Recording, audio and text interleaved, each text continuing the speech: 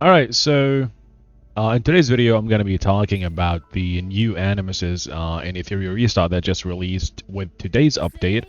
Not here, Archive, Animus Archive, Plume.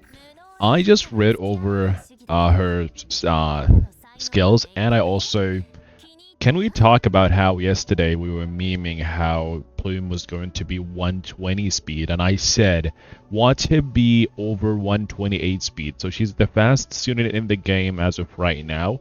And I said that as a joke, although I did kind of low-key think it to be true because she is purely a PvP unit. But 129, I thought she maybe would have been 128 because the fastest unit is Class, and Class is not a PvP unit. So I thought that they would make the fastest units PvE units so that they're not too toxic in PvP. But they did it. 129 base speed, which is pretty fucking stupid. I want to compare her stats to someone like Heinrich. Let's go Heinrich. Heinrich has pretty high attack actually. Let's go to Messiah. Okay. Just getting a feeling of the normal stats. Let's go to Lily. Let's see Lily's stats. So she has pretty much similar stats to Lily. 1000 attack. Her attack is not that low. So you will be doing some damage. You can build her as a sub DPS. But she's so fast that you kind of just want to build her for control. But yeah, let's go over her skills real quick. So the third skill, which is a 3-turn cooldown, by the way, which is so fucking stupid, because a dispelling skill that applies 3 debuffs, because she also applies Curse Quill, is pretty stupid, especially because it's the 3-hitter, and the multiplier is not even that bad. So I know people like Yongyu, the Riv player, he's gonna love this unit. He's absolutely gonna love this unit. So Plume deals 3 hits of 110 damage to all enemies. Each hit has a 45% chance to dispel 1 buff. So this gets doubled with enough effect accuracy. So it's a 90%, which is the max you can get anyways. And a 45% to apply defense for 210, and then weakness. Weakness makes them deal 25% less damage. The reduced defense is obvious. So they're going to be dealing less damage, they're going to be taking more damage, they're going to get dispelled, and they're going to get Curse Quilled. Each debuff is going to apply 1 stack of Curse Quill, right? So 3 stacks, let's assume you hit everything, and 3 stacks of Curse Quill, which is going to increase damage taken by 18% and reducing speed by 9. The speed reduction is actually not that great, because it's the same as Doki Doki speed buff. It's not the best, because it's a flat number, it's not a percentage. And flat debuffs or flat buffs are not that good because they're not really based off of your own stats. They're just flat numbers. So it's still a good debuff, especially because if you actually read what Curse Quill does, this effect cannot be purified or transferred, which means that healers are cooked because there is also the other unit that absolutely destroys healers. And then there is this unit that does a debuff that cannot be dispelled or transferred, which means Momentum Messiah might be the wave now, honestly, because this is a stacking debuff, and the thing about stacking debuffs is each debuff, I'm pretty sure each debuff counts towards momentum, because the Heinrich debuff actually helps with momentum a lot, and it's also a stacking debuff. This one stacks up to 10, Heinrich stacks up to 4. So, dispels, defense break, weakness. Weakness is just like icing on the cake, right? It's just an additional debuff that you don't really need. It might come in handy, but it's especially going to be good for momentum, as I said. Batsby. When I read the unit skills on the video, I immediately thought of Batsby, but if we're being completely honest, Messiah will do whatever Batsby does, but twice as good as Batsby. Especially if you build him on momentum and you get a lot of debuffs. So the passive is whenever an animus uses an active skill or triggers passive skill, for every 1 debuff inflicted to the enemy. So every time you do 1 debuff to the enemy, there is a 100% chance to inflict an extra 1 stack of Curse Quill. animuses except Plume can stack up to 1 time per skill, so they can only do it 1 time. And I assume Plume can do it on every debuff.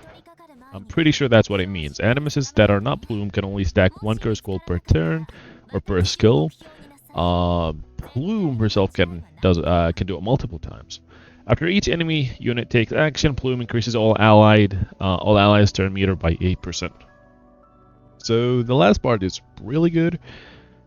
Again, it's just more stuff to her kit that she doesn't really need, but makes her even better.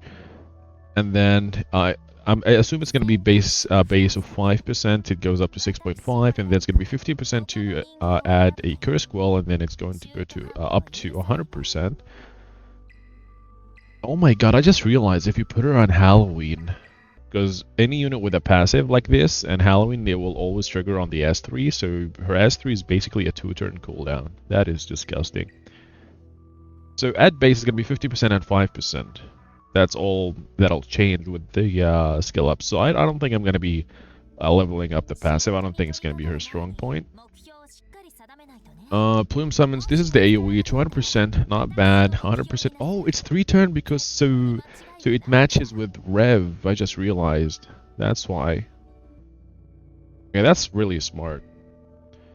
Dealing 200 to all enemies with 100% chance to inflict. This is going to give her the additional speed. So you can go up to level 5. I assume at base it's gonna reduce speed by 2. Wanted to reduce it by 3. I don't think the speed is gonna be what really makes this good. I think it's just the debuff stacking with momentum, or not even that, just the extra damage taken. I think the speed is just more stuff added onto her kit that she doesn't really need, but will make her even better. So if they just made her that she deals more damage, that would have sufficed, especially because it's stacking in debuff.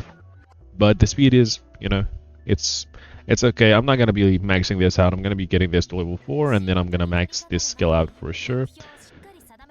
I might even just level 4 it, because I'm not gonna be running her on Revelation actually. So I might just 414, and I think 414 is going to be the move for people that are not going to be running her on Revelation, and especially because I already have exactly 6 lattices.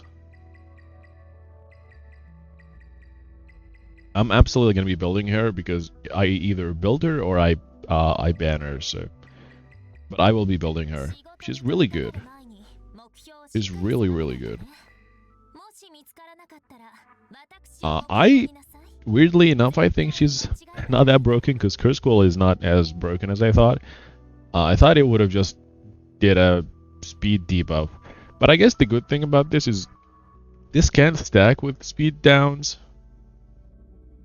So she might be pretty good with claws, if anything, because this is weakness is going to reduce the damage dealt, and then the hacking of class is going to reduce the damage dealt even more. By the way, the best thing about Curse Scroll is that it cannot be purified. Wait, this is an infinite debuff. Curse Scroll is infinite. It doesn't say for a specific amount of turns. This is an infinite debuff? The effect cannot be purified or transferred. It doesn't say for how many turns. If this is an infinite debuff, this is really fucking stupid. But all I know is Momentum Messiah is back, so counter-attack rate on her dupes. I assumed that you would run Bramble on her because it's not gonna be terrible to run Bramble because of the counter-attack, and she also is going to deal decent damage because her attack is high. Counter-attack, and then accuracy. The rest is, I think I would have rather crit rate here because I know my Rev users are gonna appreciate that more. The passive I'm not gonna upgrade. I don't think I'll upgrade this. But because Curse Scroll is permanent, now I'm rethinking it. Now this might be a must upgrade, of course, because Curse Scroll is permanent. I assume there is nowhere, there is no mention of a specific amount of turns. Let's go to the healer actually. So she's gotta be an STA unit for sure. Faction. What the fuck is a okay. That's cool. She is Fulton District. Can we talk about how hot she is? Can we talk about that? She might be the hottest character in the game. And her speed is not even that bad. I assume she would have had pretty slow speed, but no, this is good. So her S3 is, let me show you. Mary strikes with her, dealing 2 hits of 150% damage, so she's not going to be a rev unit, sadly. She's a CC unit. You can still run her on rev, but it's only 2 hits. The first attack has a 100% chance to apply res down for 2 turns. And the final hit has a 60% chance to... Okay, I see what they did. I would have still preferred if both hits had 100% and 60%. That would have been too good. But what they're trying to do is... The chances of you applying res down is going to be basically 90%, even against full effect res units, because if you have 250 effect accuracy and you're attacking at 250 effect res, it's still gonna be they're gonna cancel out and it's still gonna be a 90%, because there's also gonna be a 10% base to miss. So this 100% is always gonna be a 90% unless you literally build no accuracy on her. In that case, worst case scenario is gonna be 50%, which is still pretty high. So you're gonna be landing this all the time, and then the second hit is gonna only have a 60%, but then the res is going to be reduced. So you're going to be more likely to apply the Petrify. So I do understand what they're going for here. So what Petrify does is basically a stun, but the CD will not automatically reset. Yes, I did read this somewhere. So if their cooldown is... if one of their skills is on cooldown, it's not going to reset. And I do think this is going to be another Halloween unit, because she also has a passive. And it's pretty long cooldown as well. Okay, so she's already good off of the S3 alone. I'm gonna be maxing her out as well. While Hizuki Mari is present and alive, this is her passive. Provide an aura that increases by 30%. Well, that's a bump. I thought it would have been 40% because you cannot do attack up with it. For all units on the field, and additionally reduce all healing by 30% field-wise. 30% is actually not that strong. Allied enemies can no longer be granted attack up. The field-wide attack increase effect does not apply to enemy units in PvE mode. So, in PvE, your opponents are not gonna be getting attack up. That's good. So she is viable in PvE. Actually, still not, because you're going to be doing less healing. Maybe she is, because it's perma attack up, which is not bad. And she's a CC unit. S1, 2 hits of 120, with the final hit having a 40%. Only the final hit. So it's 80% if you have... Why is it only the final hit? She's fine. She's good. I'm obviously not gonna look at her skill ups, because you will always want to have 555 on your SRs. And her dupes are effect accuracy, effect res. Not too much to go over, really.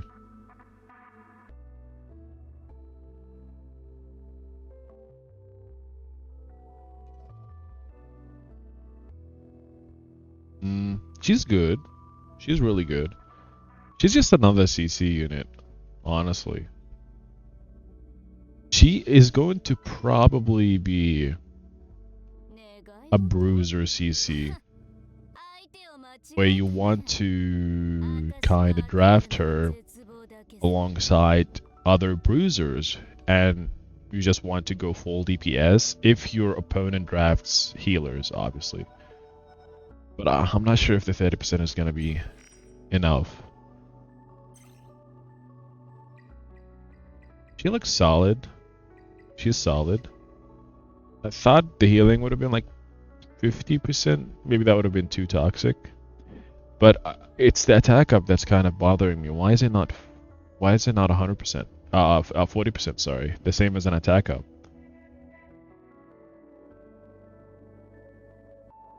It's not bad, not terrible. Not terrible at all. I think that's it. Let me actually show. Should I? I have a P2 Messiah. I do have enough to buy this, but I'm waiting for him to appear in the shop again. I'm also gonna get this from the selector as well. But the new units are looking pretty good. Plume is looking toxic as hell. She's really good. Both units are gonna be meta.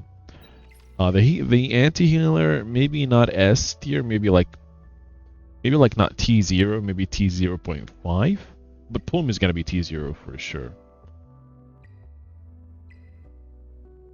But yeah, that's it for the video. The next one is gonna be probably about the new Echo dungeon, because I still haven't checked it out, so